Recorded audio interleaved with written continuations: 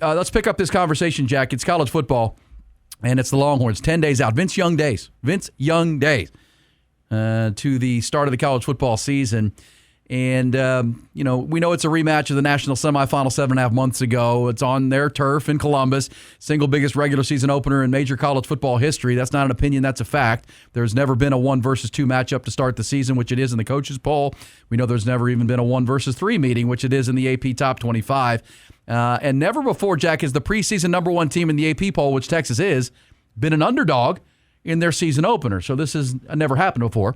But that's why we say this is the biggest. The number 1 team doesn't go on the road and play number 2 to start the season. That's almost never. It's never happened before. So this is all the new frontier.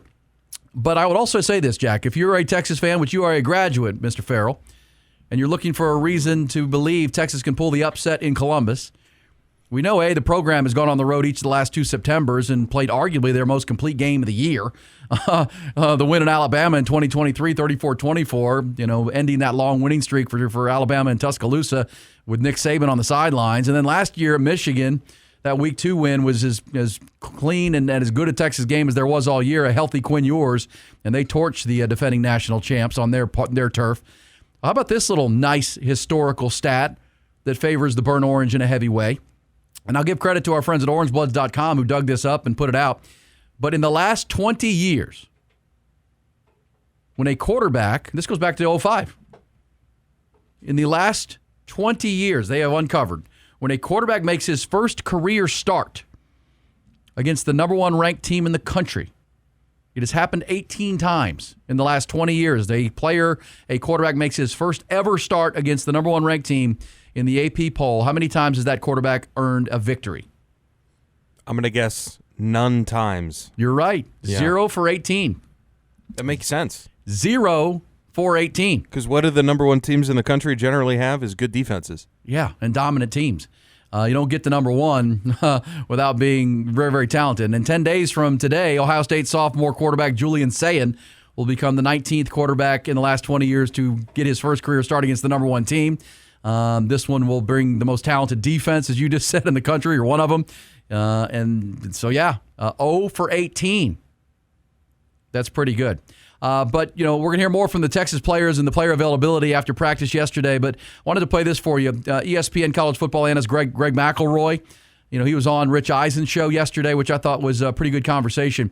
But he also said this recently on his podcast, I believe it was, which I think is a fair question. We asked the question yesterday about Arch Manning with all the hype and the frenzy and the Manning mania. This is a question I don't think gets asked enough that I hear, but listen to Greg McElroy.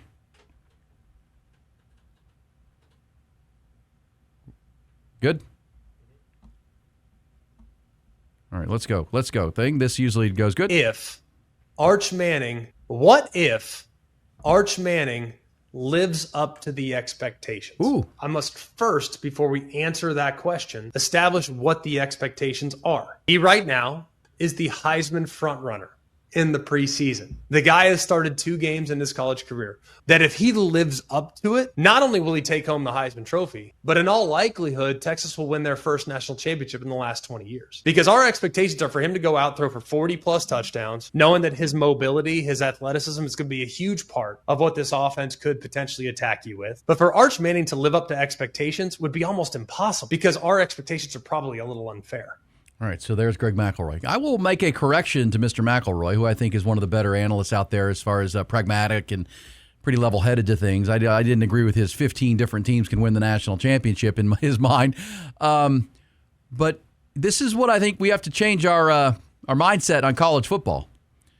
Just because, to what he said, Arch Manning could live up to every expectation and win the Heisman Trophy. Mm-hmm. But that does not mean Texas is going to win the national championship. Now, they can, but this is becoming a situation and will become a situation where who won the MVP in the NFL last year? Josh Allen. Yeah. Who won it the year before? Lamar Jackson. Did those teams win the Super Bowl? They did not. No. Arch Manning could live up to every expectation that he just said and win the Heisman Trophy. That does not mean Texas will win the national title. That is the new challenge of college football. Now, they can, right? If he plays to that expectation, wins a Heisman Trophy. Because let's also say it this way. Arch Manning could fall short of some people's expectations for him and play just okay, but Texas still win a lot of games because of their defense, make the playoffs. He doesn't win the Heisman Trophy. That goes to Cade Klubnik or, Jeremiah Love or, Garrett Nussmeier. But guess what, Jack? Texas still could win the national championship, right? I mean, that's the new, because we understand what it used to be. If you have a quarterback like Arch and a team like Texas and you run the table and he wins the Heisman, you got to win one game and win the national title. Well, now you got to win 3 games to win the national championship after winning the Heisman Trophy. They award the Heisman Trophy in early December. That's when the Heisman Trophy is awarded. And that's, when I hear Greg McElroy, I agree with him. I think that's a fair question. What if he lives up to expectation? If he does, if he's as good as advertised, if he's one of the 2-3 best quarterbacks in the country, Texas is going to be damn near impossible to beat. But that doesn't mean they'll win the national title. It means they have an opportunity to win the national title. And I think we need to make sure we have that clear in our mind because the best player in the NFL every year does not win the Super Bowl. No, I mean, the Heisman Trophy winner, who's the last one to win it all? Yeah. Was it Devontae Smith? I think it was. And maybe I'm splitting hairs with Greg on that because he said if he does this, they'll win the Heisman and probably win the national title. I don't know. That's the new mindset that I think you have to we all have to come to reality with, which I think we do. Here we go. One other, though, from Greg McElroy on Rich Eisen, because I wanted you Longhorn fans to hear this because it's important. Eisen's thoughts on the decision of Ohio State to make Julian Sayin their starting quarterback. He's an Alabama guy. He knows Julian Sayin from when he was at Alabama, committed to Nick Saban, and it was there for about 10 days. And then when Nick Saban left, he decommitted and went to Ohio State, sat as Will Howard's backup last year, and now he will be the starting quarterback for Ryan Day and the Buckeyes when they play in 10 days. Here's Greg McElroy. He started his career at Alabama. Nick Saban retires. He transfers to Ohio State. He's had ridiculous pedigree. Really, really talented young man, throws a beautiful football. The big question with Ohio State is really about decision making. They have such good players, such good personnel, really all over the field. A running back, a wide receiver. Jeremiah Smith's the best player pound for pound in college football by a mile at wide receiver. They have a really good foundational center along the offensive line. They just need a guy that's not going to turn it over because they are breaking in a few new pieces on defense. They're going with the redshirt freshman. That, I think, was the biggest holdup and what took so long because Julian Sayin was maybe trying a few things early in camp that he probably shouldn't have been trying. And when you have Texas week 1, you don't have the luxury of kind of learning on the job. You got to be ready to roll week 1. But it sounds like in the last 7 days, he's kind of separated himself from Lincoln Kienholz, who was a junior, had been in the system for a while.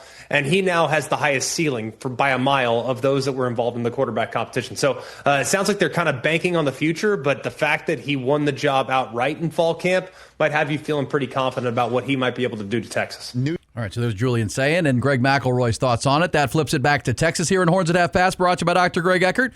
And as we said off the top, and we've already heard from him yesterday after practice, we got to hear from some of the leaders of the Texas team, Arch Manning, Anthony Hill, Michael Taff. And, the questions obviously in our opening tip were about dealing with the hype and the media and the outside noise. More specifically to Horns at Half Past, Jack, let's hear Arch Manning talking about facing this defense. We all know, by everybody's admittance, early in camp, the defense was way ahead of the offense, and the offense was struggling to find their way against this great defense. And Arch Manning, had some issues. Well, it's gotten better. The second scrimmage was much better than the first.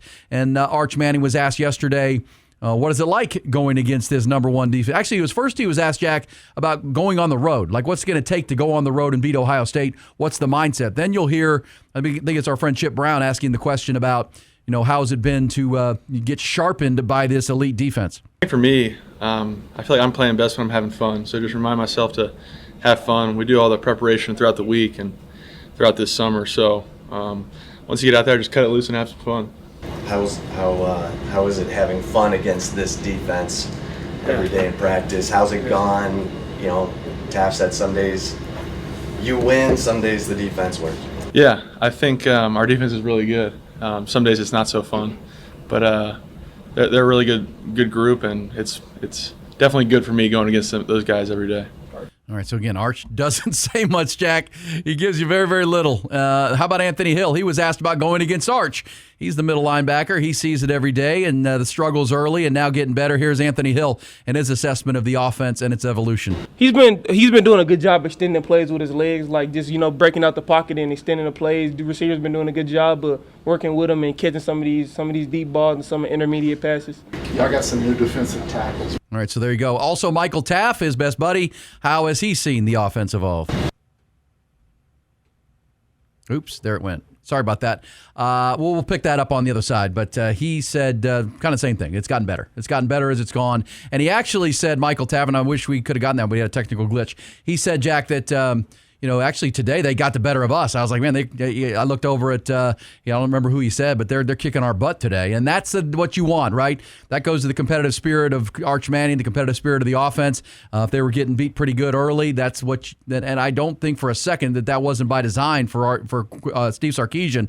He really wanted to battle test his offense and really, in a smart way where guys aren't getting hurt, but really challenge them to have to be their best to move the football. Because they're competitors, even though it's practice, Jack, you want to move the ball. You want to put the ball in the end zone. That's the goal. And it sounds like it's gotten better, and they're still sharpening that. That's obviously, what Texas wants, because this defense can give them the best look anybody can in all of college football, arguably.